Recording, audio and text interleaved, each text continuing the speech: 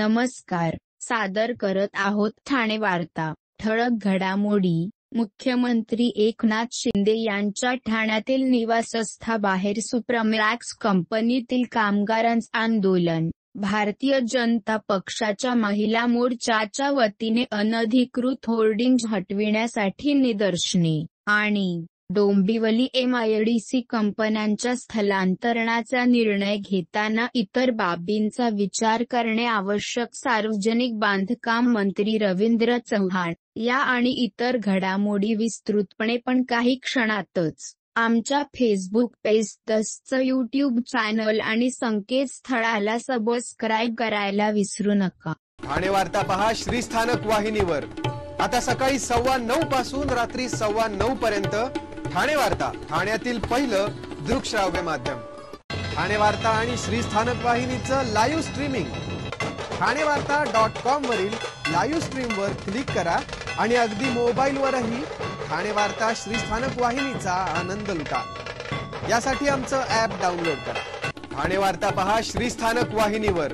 आता सकाळी 9:15 पासून रात्री 9:15 पर्यंत ठाणे वार्ता, ठाण्यातील पहिलं दृकश्राव्य माध्यम. आपण पाहत आहात श्रीस्थानक वाहिनी, ठाणे जिल्ह्याचं मुख्य व्यासपीठ.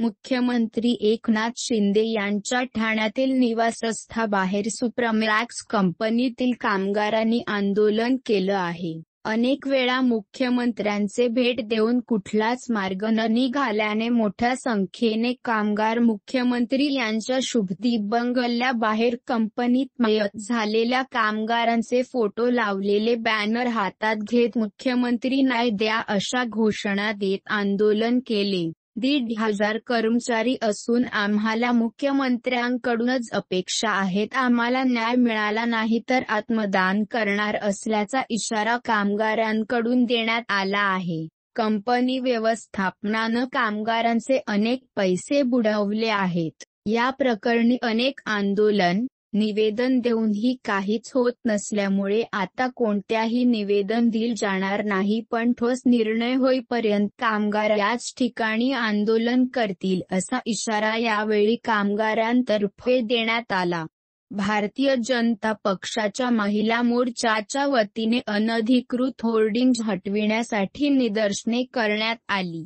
ठाणे महानगरपालिका आयुक्त सौरभ राव यांना या आशयाचे निवेदन देण्यात आले आहे आणि येत्या 8 दिवसात अनधिकृत होर्डिंग्ज हटविण्याबाबत योग्य ती कारवाई करावी, अन्यथा ठाणे महानगरपालिका मुख्यालयाच्या गेटवर ठिय्या आंदोलन करण्यात येईल असे भारतीय जनता पक्षाच्या महिला मोर्चाच्या वतीने सांगण्यात आले.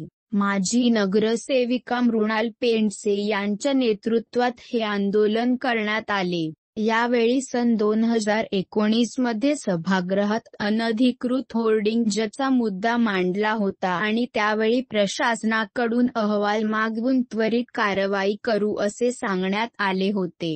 त्यानंतर अनेक वेळा त्यांनी हा प्रश्न उपस्थित केला, पण प्रत्येक वेळी काही ना काही कारणे देऊन टाळण्यात आले होते. नुकतेच घाटकोपर इथे अनधिकृत होर्डिंग्ज दुर्घटनेत अनेक जणांचे जीव गेले. ठाण्यात अशा दुर्घटनेची वाट बघताय का?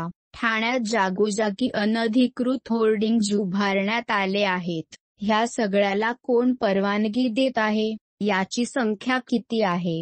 ही माहिती नागरिकांना कळणे गरजेचे आहे. तसेच यात महापालिकेचे आर्थिक नुकसान होत आहे अशी प्रतिक्रिया माजी नगरसेविका मृणाल पेंडसे यांनी दिली आहे.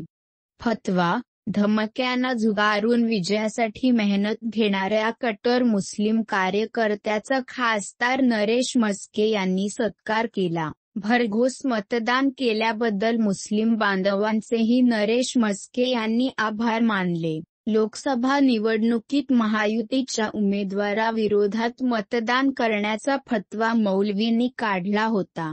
तराबोडी विभागातील कट्टर शिवसैनिक असलेल्या डॉक्टर असगर मुकादम यांना धमक्या दिल्या गेल्या. मात्र कोणत्याही दबावाला बळी न पडता डॉक्टर असगर मुकादम यांनी दिवसरात्र एक करत महायुतीचे उमेदवार नरेश म्हस्के यांच्या विजयासाठी मेहनत घेतली.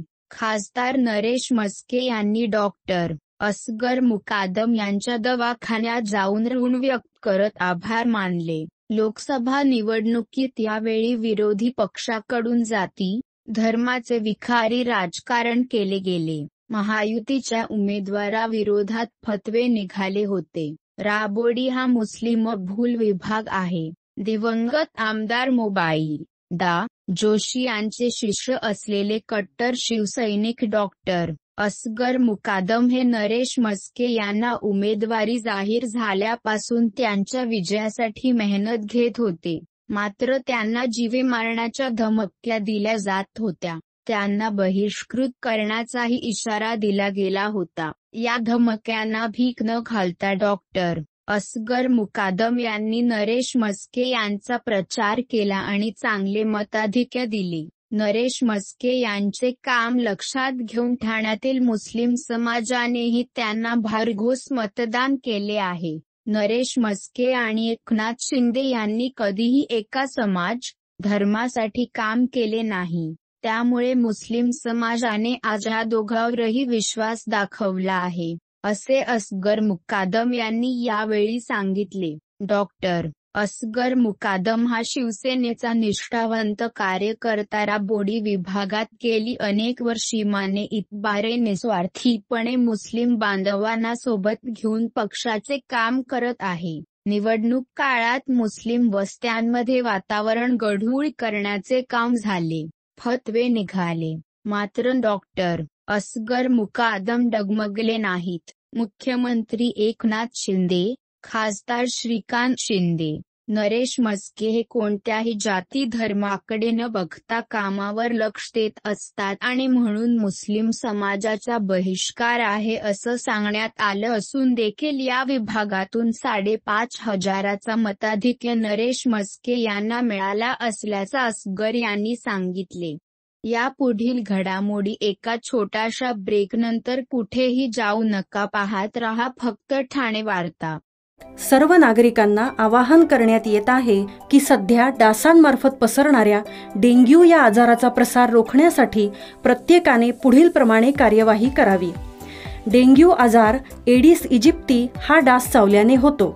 या डासांची पैदास साचलेल्या किंवा साचवलेल्या स्वच्छ पाण्यामध्ये होते. 8 दिवसांपेक्षा जास्त दिवस पाणी उघडे व साचून राहिल्यास त्यात डास अंडी घालतात. अंड्यांच्या अळ्या तयार होऊन पुढे डास तयार होतात. यासाठी आपल्या घरातील पाणीसाठे, उदाहरणार्थ बॅरल्स, पिंपे, टाक्या, हौद, रांजणे इत्यादी दर आठवड्याला रिकामे करून घासून पुसून कोरडे करून पुन्हा भरावे. 1 दिवस कोरडा दिवस म्हणून पाळावा. पाणी साठ्यांना घट्ट झाकणे बसवावीत किंवा जुनी साडी, चादर, धोतर यांनी बांधून झाकून ठेवावीत, म्हणजे डास त्यात जाऊन अंडी घालणार नाहीत. घराच्या गच्चीवर, आजूबाजूला, अंगणात कोठेही पाणी साचू देऊ नये. भंगार सामान उघड्यावर टाकू नये. उदाहरणार्थ टायर्स, प्लास्टिक सामान, कुंड्या, टाकाऊ वस्तू इत्यादी. अशा सामानात पावसाचे पाणी साठून त्यात डेंग्यूच्या डासांची पैदास होते. घरातील कूलर्स, फ्रीजच्या पाठीमागील ट्रे हे देखील वेळोवेळी कोरडे करावेत. लक्षात ठेवा, नुसत्या फवारणीने डास घनता कमी होत नाही, तर त्यासाठी डास पैदास ठिकाणे नष्ट करणे ही आपल्या सर्वांची जबाबदारी आहे. कोणताही ताप अंगावर न काढता जवळच्या शासकीय रुग्णालयात मोफत औषधोपचार घ्या.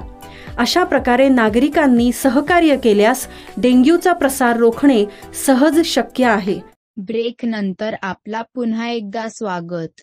डोंबिवली MIDC कंपन्यांच्या स्थलांतरणाचा निर्णय घेताना इतर बाबींचा देखील विचार करणे आवश्यक असल्याचे सार्वजनिक बांधकाम मंत्री रवींद्र चव्हाण यांनी सांगितले. डोंबिवली MIDC मधील इंडो अमाइन्स या 2 कंपन्यांना आग लागल्याची घटना घडली आहे. सुदैवाने सर्व कामगारांनी बाहेर पळ काढल्याने कोणत्याही जीवितहानी झाली नाही. सार्वजनिक बांधकाम मंत्री रवींद्र चव्हाण यांनी या घटनास्थळाची पाहणी केली. यावेळी बोलताना चव्हाण यांनी एखादा उद्योजक मेहनत करून बँकांचे कर्ज घेऊन कंपनी उभी करतो, कोणत्यातरी निष्काळजीपणामुळे अशा दुर्घटना घडत असतात. एकंदरीतच कंपन्यांमध्ये सेफ्टी नॉर्म्स कटाक्षाने पाळले गेले पाहिजेत. यासाठी यंत्रणा उभे करणे अत्यंत गरजेचे असल्याचे रवींद्र चव्हाण यांनी सांगितले. अति धोकादायक केमिकल कंपन्यांना स्थलांतरित करण्याच्या निर्णयाबाबत बोलताना रवींद्र चव्हाण यांनी एखादा उद्योग उभा राहतो त्यामध्ये फक्त उद्योगच उभा राहत नाही तर त्या भागातील सर्व परिसरात अनेक जण त्या उद्योगावर अवलंबून असतात.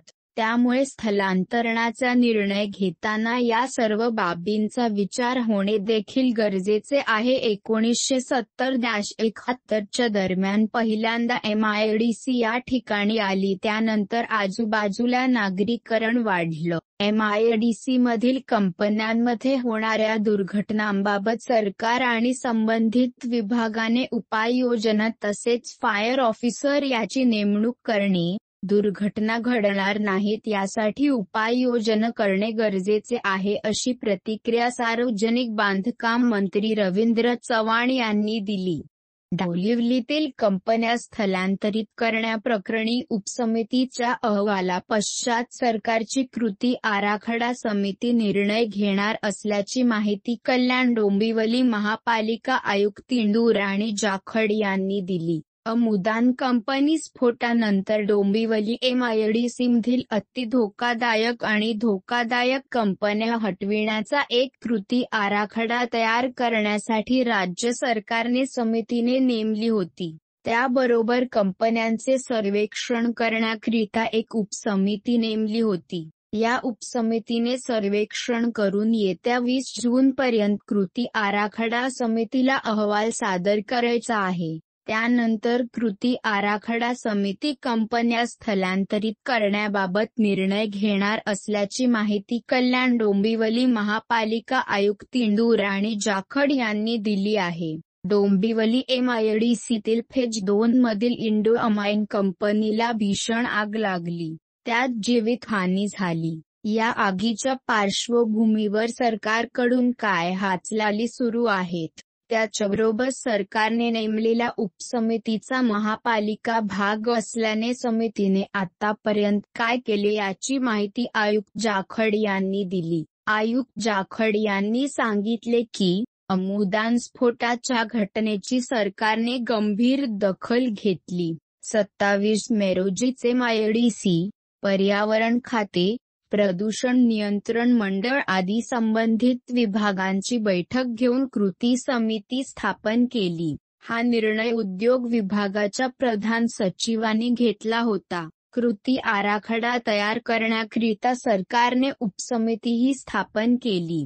त्यामध्येही पर्यावरण खाते, प्रदूषण नियंत्रण मंडळ, MIDC, अग्निशमन दल, महापालिका यांचा समावेश होता. डोंबिवलीतील अति धोकादायक आणि अन्य कंपन्या स्थलांतरित करण्याकरिता पावले उचलता येतील याचा अहवाल तयार करण्याचे काम दिले गेले आहे.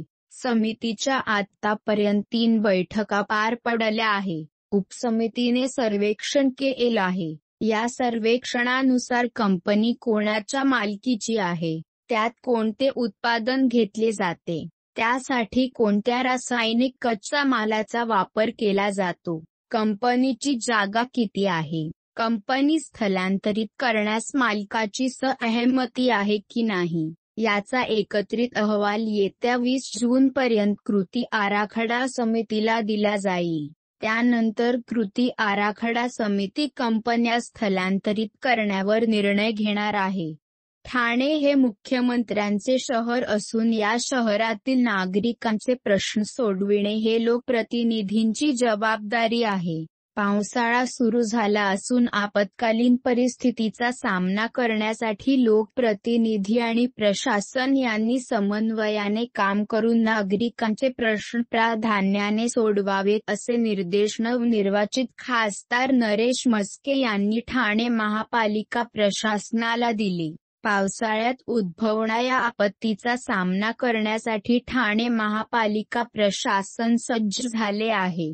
महापालिकेसोबतच MIDC, MSRDC, पोलीस प्रशासन हे सर्व विभाग 24/7 सतर्क राहून संघभावनेच्या दृष्टिकोनातून काम करणार असल्याचे महापालिका आयुक्त सौरभ राव यांनी बैठकीत नमूद केले. ठाणे लोकसभा मतदारसंघाचे नवनिर्वाचित खासदार नरेश म्हस्के यांच्या अध्यक्षतेखाली महापालिका आयुक्त सौरभ राव यांच्या उपस्थितीत ठाणे शहरातील सर्व माजी नगरसेवकांची आढावा बैठक आयोजित केली होती. या बैठकीस माजी महापौर मीनाक्षी शिंदे, अशोक वैती, माजी उपमहापौर पल्लवी कदम, राम रेपाळे, देवराम भोईर, नारायण पवार, रमाकांत मडवी यांच्यासह माजी नगरसेवक नगरसेविका उपस्थित होत्या.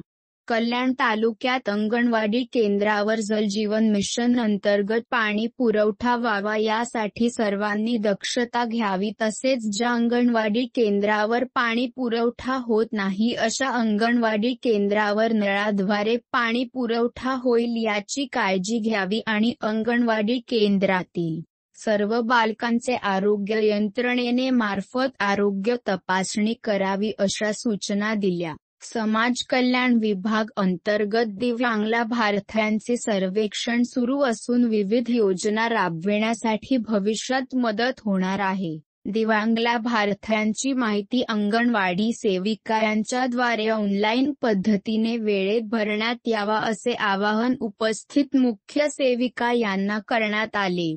जल जीवन मिशन कामासंदर्भात ग्रामसेवकाच्या समस्या जाणून घेतल्या आणि त्यांना अपूर्ण काम निहाय योग्य मार्गदर्शन यावेळी करण्यात आले. तालुक्यात 15 पाण्याच्या टाकीचे काम अपूर्ण असल्याने संबंधित अधिकाऱ्यावर कारवाई करण्याच्या सूचना यावेळी मुख्य कार्यकारी अधिकारी छायादेवी शिसोदे यांनी दिले. काकडपाडा गावातील पाणी पुरवठा नळाद्वारे होत नसल्याने तेथील समस्या लवकरात लवकर सोडविण्यासाठी उपाययोजनांची कार्यकारी अभियंता प्रदीप कुलकर्णी यांनी माहिती दिली. हातपंप संदर्भातील ग्रामपंचायत निहाय थकबाकी संदर्भात आढावा घेतला गेला.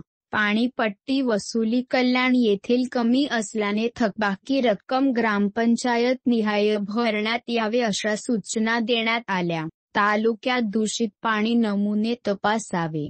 पावसाळ्यात माहेर घर योजना राबविण्यात येणार आहे. याद्वारे गरोदर मातांची काळजी घेतली जाणार आहे. तालुक्यातील जन्ममृत्यू नोंदी ऑनलाईन पद्धतीने ग्रामसेवक यांनी करावी. तसेच प्राथमिक आरोग्य केंद्रावर देखील यांची ऑनलाईन नोंद व्हावी. प्रधानमंत्री घरकुल आवास योजना अंतर्गत मंजूर घरकुल 364 त्यापैकी 347 पूर्ण झाली असून प्रतीक्षेवर 17 घरकुल आहे ते लवकर पूर्ण करण्याच्या सूचना यावेळी देण्यात आल्या. तसेच इतर योजनांचे सविस्तर आढावा यावेळी मुख्य कार्यकारी अधिकारी यांनी घेतला. आपण पाहत आहात श्री स्थानक वाहिनी, ठाणे जिल्ह्याचं मुख्य व्यासपीठ. ठाणे वार्ता पहा श्री स्थानक वाहिनीवर. आता सकाळी 9:15 पासून रात्री 9:15 पर्यंत ठाणे वार्ता, ठाण्यातील पहिलं दृकश्राव्य माध्यम. ठाणे वार्ता आणि श्री स्थानक वाहिनीचं लाईव्ह स्ट्रीमिंग ठाणेवार्ता.com वरील लाईव्ह स्ट्रीमवर क्लिक करा आणि अगदी मोबाईलवरही ठाणे वार्ता श्री स्थानक वाहिनीचा आनंद लुटा. यासाठी आमचं ॲप डाउनलोड करा. ठाणे वार्ता पहा श्री स्थानक वाहिनीवर. आता सकाळी 9:15 पासून रात्री 9:15 पर्यंत ठाणे वार्ता, ठाण्यातील पहिलं दृकश्राव्य माध्यम. आपण पाहत आहात श्री स्थानक वाहिनी, ठाणे जिल्ह्याचं मुख्य व्यासपीठ. आपण आपले कार्यक्रम अथवा बातम्या आम्हाला ठाणेवार्ता@gmail.com या आमच्या ईमेलवर कळवू शकता. ठळक घडामोडी शेवटी पुन्हा एकदा. मुख्यमंत्री एकनाथ शिंदे यांच्या ठाण्यातील निवासस्थाबाहेर सुप्रमॅक्स कंपनीतील कामगारांचं आंदोलन. भारतीय जनता पक्षाच्या महिला मोर्चाच्या वतीने अनधिकृत होर्डिंग्ज हटविण्यासाठी निदर्शने आणि डोंबिवली MIDC कंपन्यांच्या स्थलांतरणाचा निर्णय घेताना इतर बाबींचा विचार करणे आवश्यक. सार्वजनिक बांधकाम मंत्री रवींद्र चव्हाण. या होत्या ठाणे वार्ता. आपली एखादी बातमी बघायची राहून गेल्यास आपण आमच्या ठाणेवार्ता.in या संकेतस्थळाला किंवा फेसबुक पेज तसंच यूट्यूबचे चॅनेलला अवश्य भेट द्या. तर मग पुन्हा भेटू पुढील बातमीपत्रात फक्त श्रीस्थानक वाहिनीवर. धन्यवाद.